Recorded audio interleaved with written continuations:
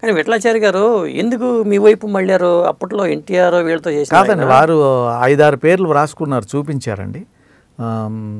కార్తీక్, తమిళ్లో కార్తీక్, భానుచంద్ర, మురళీమోహన్ గారు, ప్రసాద్ బాబు గారు, నరసింహరాజు అని ఇలా రాసుకున్నారండి. దీంట్లో ఎవరు బాగుంటారో పెట్టుకుందామని వారి ఉద్దేశం. సో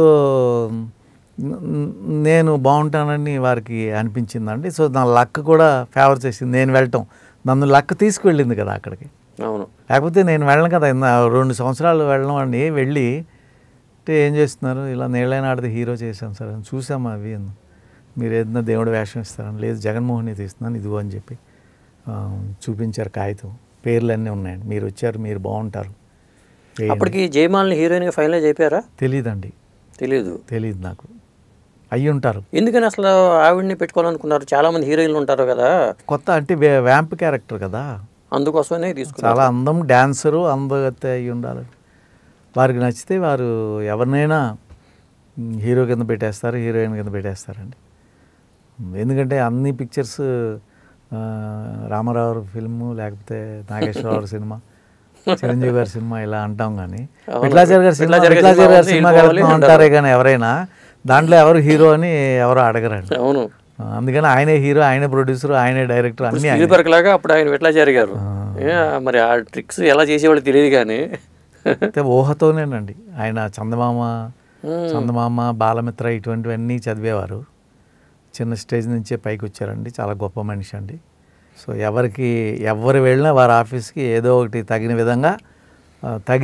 విధంగా వారికి ఆ వేషాలు ఇవ్వటం కానీ, ఆర్థిక సహాయం చేయటం కానీ అన్నీ చేసేటటువంటి వ్యక్తి అండి వారు.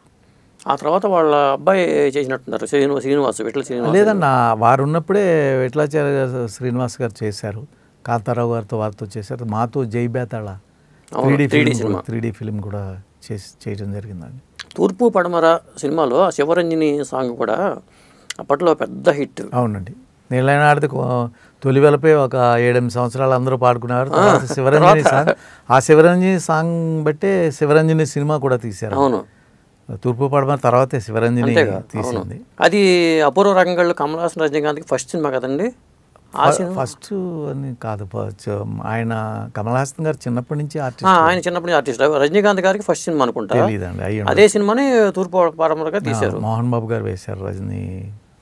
రజనీకాంత్ గారు క్యారెక్టర్ మోహన్ బాబు గారు వేశారండి.